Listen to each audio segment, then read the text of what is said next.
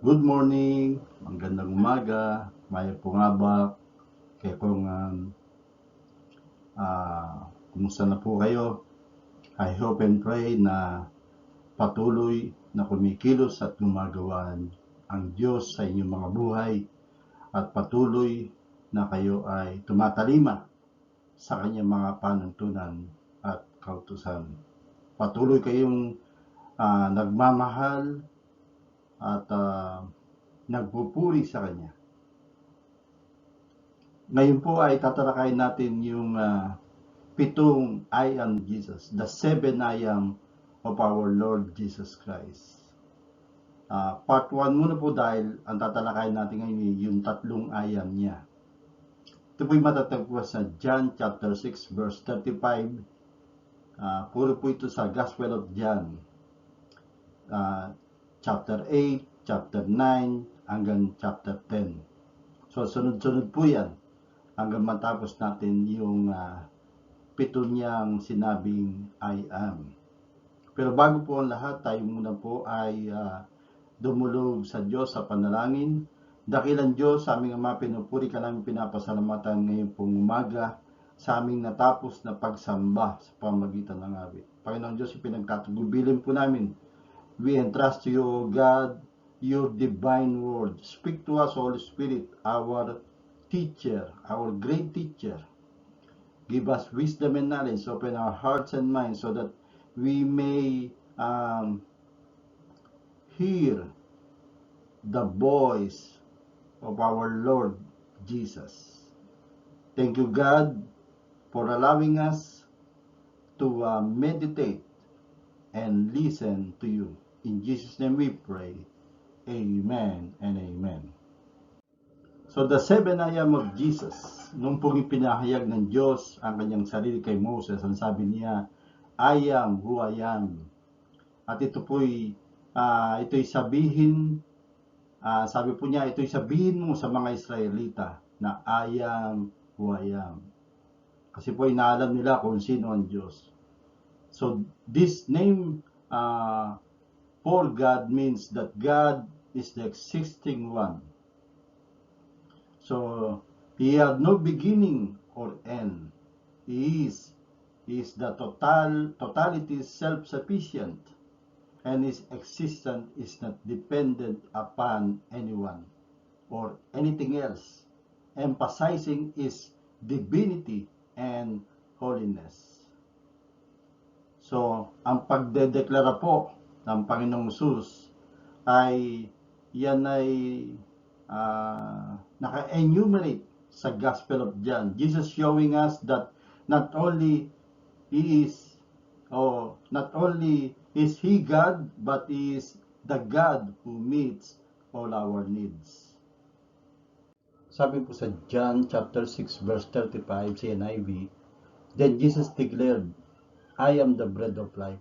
Whoever comes to me will never go hungry, and whoever believes in me will never be thirsty. So, yan po nakikita natin tinapay. Hindi naman literal na tinapay ang Panginoong Diyos. Kung hindi ipinapakita na sa atin na kung sino man sasampalatay sa Kanya ay hindi na kailanman magugutom. Kung ibig sabihin ay merong total satisfaction, may total fulfillment ang nakay Kristo.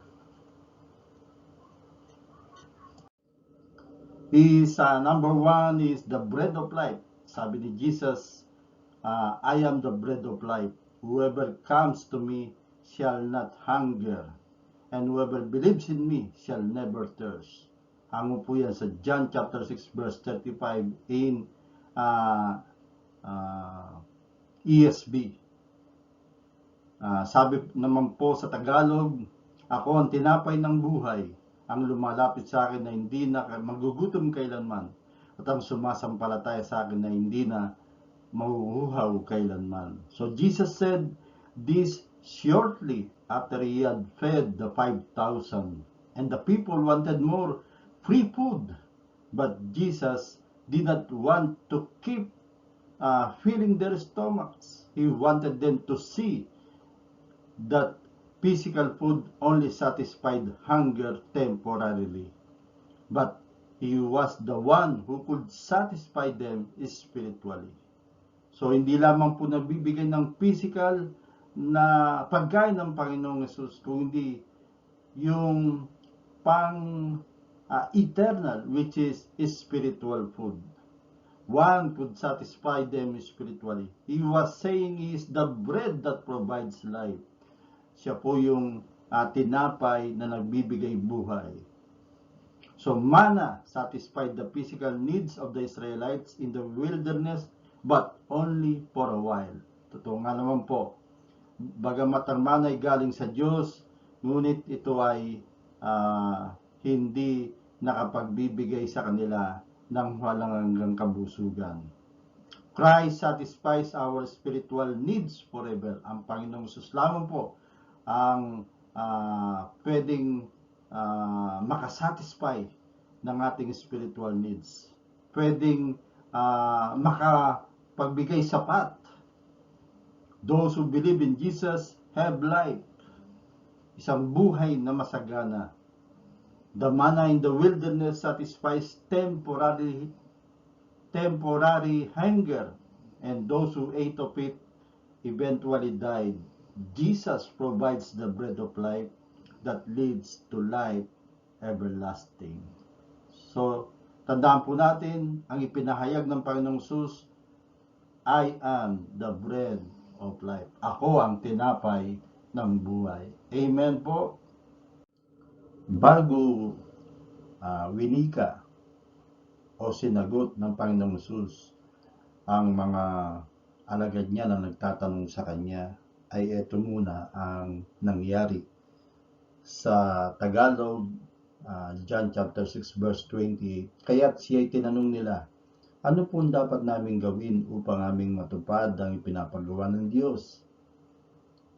Ito ang ipinapagawa sa inyo ng Diyos. Sumampalataya kayo sa sinugo niya, tugon ni Jesus. Ano pong himala ang may papakita ninyo upang sumampalataya kami sa inyo? Ano po ang inyong gagawin? Ang aming mga ninuno ay kumain ng mana sa ilang ayon sa nasusulat. Sila'y binigyan ni Moses ng tinapay na galing sa langit, sabi nila.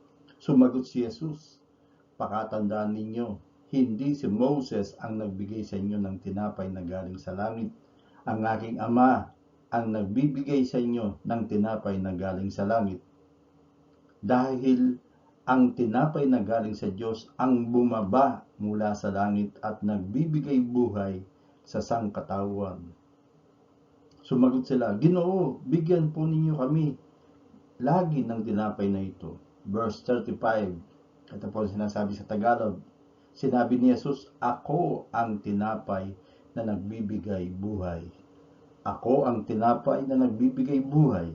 Ang lumalapit sa akin ay hindi na magugutom kailanman. At ang sumasampalatay sa akin ay hindi na mauuhaw kailanman.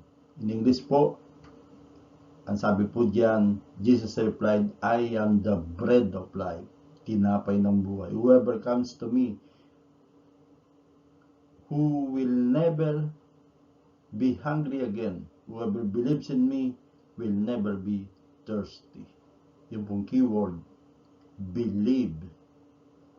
Sumampalataya, manalig, magtiwala tayo sa ating Panginoong Hesus. Sino mang merong buong pananampalataya sa Kanya, magkakatotoo ang mga ipinahayag ng Panginoong Hesus sa Kanyang mga salita. Siya po ang tinapay ng buhay na nagbibigay ng kasapatan sa atin. Ang pangalawa naman po ay, I am the light of the world. Sabi po sa John chapter 8 verse 12. And again, Jesus spoke to them saying, I am the light of the world. Whoever follows me will not walk in darkness, but will have the light of life. Sinabi rin din po yan sa John chapter 9 verse 5. So, Jesus is the light of the world. His light exposes the evil acts of the world done in darkness, and His light burns witness against the world. His light also brings life. Ang liwanag po na nanggagaling sa kanya nagbibigay buhay, nagbibigay daan, nagbibigay kaliwanagan. Jesus referred to himself as the light of the world before giving a man who had been born blind sight. Di po ba? Tayo ay binulag ng maliit na Diyos ng sanlibutan na ito. Ngunit Jesus provide the truth behind His words with His power and authority over this world. Makikita po yan sa John chapter 9. I am the light of the world, ang sabi po ng Panginoong Jesus sa Gospel of John chapter 9 verse 5. Sa Tagalog po sabi doon ng Panginoong Jesus, habang ako'y nasa sanlibutan, ako ang ilaw ng sanlibutan. Sa ibang commentaries po ito ang sinasabi. Jesus made this statement during the Feast of Tabernacles. At this feast, a huge candelabra was lit in the women's court of the temple. It reminded the Israelites of the pillar of fire that guided their ancestors during the wilderness wanderings. Yung pong paglalakad nila sa disyerto nung pinalaya na sila ni Paraon mula sa Ehipto. So, ang sabi pa po dito, Jesus made this statement just after forgiving rather than condemning a woman caught in adultery whom the Pharisees had brought before Jesus in the middle of his teaching. Yung pong isa sa mga Maria. Jesus was letting them know that in a world darkened by sin, He is holy. His light contrasts the darkness, and He offers the light and guidance to those stumbling in sin.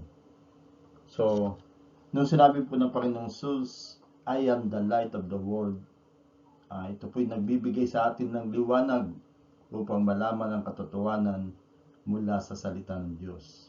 Nililinaw ang ating kaisipan upang malaman ang nais niya. At ang panguli po, Jesus said, again, truly, truly, I say to you, I am the door of the sheep. All who came before me are thieves and robbers, but the sheep did not listen to them. I am the door.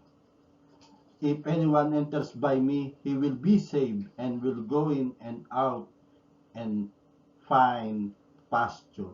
Matatagpuan po yan sa John chapter 10 verse 7 to 9. In this passage, Jesus creates a metaphor. We are the sheep and the kingdom of God is the sheepfold. Jesus is the way into the sheepfold. Those who present other ways of salvation are thieves and robbers. So masasabi po natin dito ay nung sinabi niyang I am the door of the sheep, yung pong tunay na mga tupa ng Panginoong Jesus ay sa Kanya dumadaan, sa Kanya nakikinig. At hindi po sila nakikinig sa ibang mga tagapagturo kung hindi sa Panginoong Jesus. Sabi po sa Ebanghelyo ni Juan sa Magandang Balita Biblia, Kapitulo 10, talatang 7 hanggang 10, kaya't muling sinabi ni Jesus, pakatandaan ninyo, ako ang pintuang dinaraanan ng mga tupa. Ang mga nauna sa akin ay mga magnanakaw at mga tulisan, ngunit hindi sila pinakinggan ng mga tupa. Ako ang pintuan, ang sinumang pumapasok sa pamamagitan ko'y maliligtas. Papasok siya at lalabas at makakatagpo ng pastulan. Dumarating ang magnanakaw para lamang magnakaw, pumatay at manira. Naparito ako upang ang mga tupa ay magkaroon ng buhay, buhay ng masaganang lubos. Dito po, inaalok ng Panginoong Jesus ang kanyang sarili. Sa pamamagitan niya, tayo ay may kaligtasan. Sa pamamagitan niya, tayo ay magkakaroon ng buhay, isang buhay na masaganang lubos. Sa pamamagitan niya ay may protection tayo sa mga bulang tagapagturo, sa mga umaagaw sa atin sa kamay ng Diyos. Kaya ang sino man sumampalataya sa mga winika mismo ng ating Panginoong Hesus dito sa talatang ating nabanggit ay magkakaroon ng malawak na pagkakilala at pagkaunawa at ang kanyang pananampalataya ay magiging matatag dahil pinanghawakan niya ang mga pangako at kapahayagan ng ating Panginoong Hesus bilang siya ang tanging pinto upang tayo maligtas at magkaroon ng buhay, isang buhay na masaganang lubos. So our Lord Jesus is the bread of life, is the light of the world, and is the door of our life. Siya po ang tinapay ng buhay, siya po yung ilaw ng sanlibutan, siya po yung pinto ng ating mga buhay. Tayo pong sumampalataya na at sa mga mahal natin sa buhay na ipinapanalangin na sila nawa ay sasampalataya din sa ating Panginoong Hesus.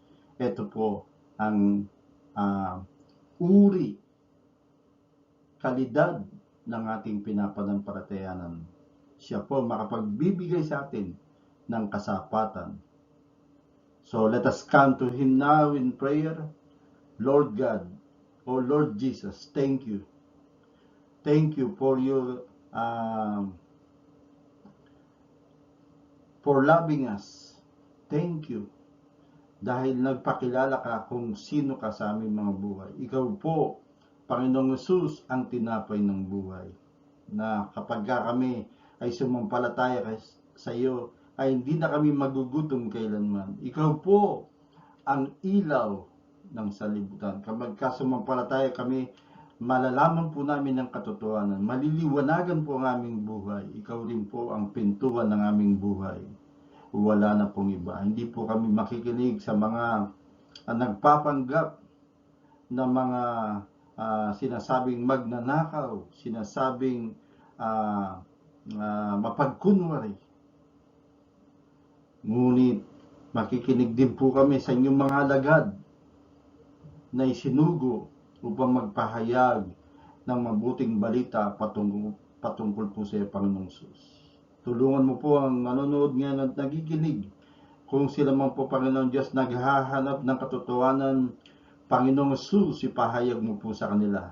Ipakilala mo po, Panginoong Hesus, ang iyong mga salita sa kanila. Buksan mo po ang kanilang puso't kaisipan upang sa ganon malaman nila ang katotohanan. Maraming salamat sa iyong kapurihan, kapasalamatan sa pangalan mo, Panginoong Hesus. Amen and amen.